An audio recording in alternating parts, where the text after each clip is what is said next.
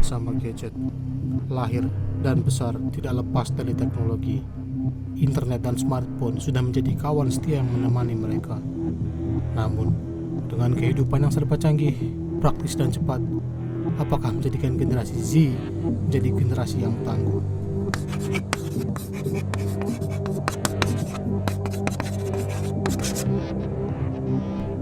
Generasi Zoomer atau Gen Z adalah mereka yang lahir dari tahun 1997 hingga 2012. Menurut data dari Badan Pusat Statistik di tahun 2021, ada 27,94% Gen Z di Indonesia. Dari data ini bisa dipastikan masa depan Indonesia akan dipegang oleh para Gen Z. Namun, apakah mereka bisa membawa Indonesia ke masa keemasannya atau justru akan mengalami kemunduran? Modal utama untuk Indonesia Emas 2045 adalah sumber daya manusia. Bagaimanapun, sumber daya manusia ini mutlak harus dipenuhi jika ingin mencapai Indonesia Emas 2045. Dan mau tidak mau Gen Z lah yang nantinya akan mendapat tanggung jawab tersebut. Gen Z sendiri sering dianggap generasi yang lemah, yang stres sedikit healing, sedikit-sedikit mental health, sedikit-sedikit mental health. Menurut Prof. Renal Kasali, Gen Z sendiri adalah generasi muda yang dipenuhi ide kreatif, namun mudah menyerah dan mudah terluka oleh tekanan sosial. Nampaknya tumbuh dengan teknologi yang serba cepat dan mudah menjadikan mental Gen Z atau daya juang Gen Z ini menurun. Mental ingin serba instan, serba sempurna, dan tidak sabaran sepertinya muncul karena pengaruh media sosial dan kemudahan teknologi lainnya. Padahal, hidup di era yang serba canggih seharusnya menjadikan manusia bisa menyelesaikan banyak masalah di dunia, bukannya sebaliknya.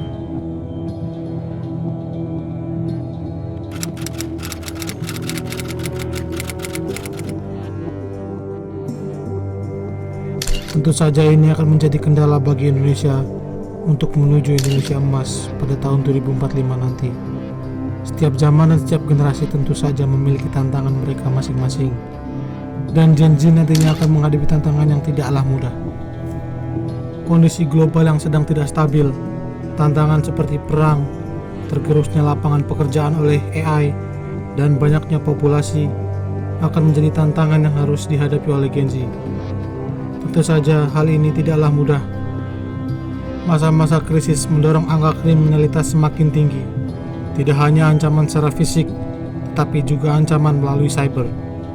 Apalagi mayoritas atau bahkan semua Gen Z memakai teknologi, minimal smartphone. Hal ini menjadi PR tambahan yang harus dipersiapkan oleh Gen Z. Krisis iklim juga bisa menjadi masalah yang selanjutnya dihadapi oleh Gen Z. Kelangkaan pangan disebabkan oleh krisis iklim akan memicu kenaikan harga pangan. Naiknya harga pangan menyebabkan penurunan daya beli khususnya kaum menengah ke bawah, yang mana jika daya beli turun bisa mempengaruhi roda ekonomi, yang jika berlanjut bisa menyebabkan peningkatan jumlah pengangguran.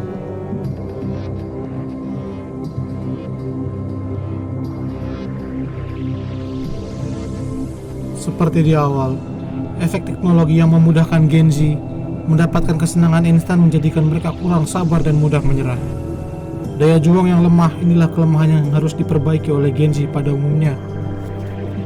Banyaknya hiburan, dopamin instan dari media sosial, kurangnya interaksi antar sesama Gen Z juga bisa menjadi kelemahan mereka. Hal-hal tadi bisa jadi distraksi yang mana mempengaruhi kualitas hidup mereka. Teknologi yang mana harusnya menjadi alat untuk mereka berkembang lebih cepat secara pengetahuan, namun justru sebaliknya. Sosial media yang merupakan teknologi informasi kini dibanjiri konten hiburan, flexing kehidupan palsu, dan informasi yang kurang bermanfaat. Seperti yang disampaikan Dr. Gloria Mark di situs American Psychological Association, attention span atau kemampuan manusia untuk fokus semakin menurun sejak era teknologi internet. Bombardiran notifikasi, berbagai tugas, dan email menjadikan manusia harus multitasking. Dan disinilah masalahnya, ketika manusia melakukan aktivitas berpindah-pindah secara cepat, ini akan mengurangi kemampuan mereka untuk fokus akan satu hal. Efek samping dari kurangnya fokus ini adalah hidup yang kosong, tidak punya makna mendalam akan apa artinya hidup, dan mungkin hal inilah yang menjadikan mereka mudah stres dan mudah menyerah. Terlalu banyak screen time juga bisa menyebabkan menurunnya attention span, apalagi media mainstream saat ini melakukan boost konten berdurasi pendek. Akibatnya, otak manusia menjadi tidak bisa fokus untuk engage atau terlibat dalam aktivitas secara mendalam. Tentu saja, tidak selamanya Gen Z itu penuh dengan kelemahan. Kelemahan Gen Z yang bergantung terhadap teknologi juga menjadi kekuatan mereka dalam menghadapi tantangan ke depan. Informasi yang luas dan cepat menjadi modal yang harus bisa mereka manfaatkan. Syaratnya, mereka haruslah fokus. Internet dan media sosial menjadi pedang bermata dua yang jika mereka tidak mampu mengendalikan pedang tersebut, pedang itulah yang akan melukai diri mereka sendiri.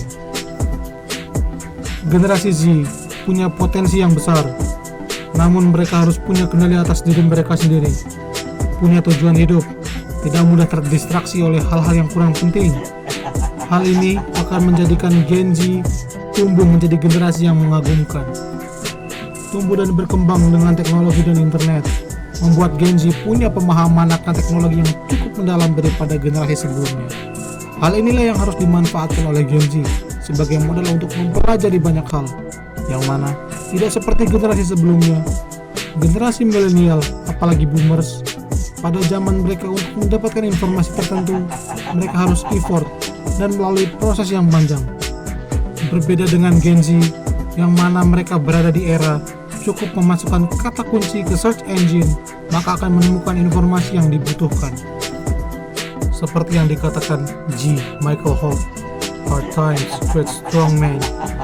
Di masa-masa yang penuh akan ketidakpastian dan persaingan yang semakin ketat, Gen Z mau tidak mau harus semakin tangguh atau akan tergerus oleh perkembangan dunia yang semakin cepat.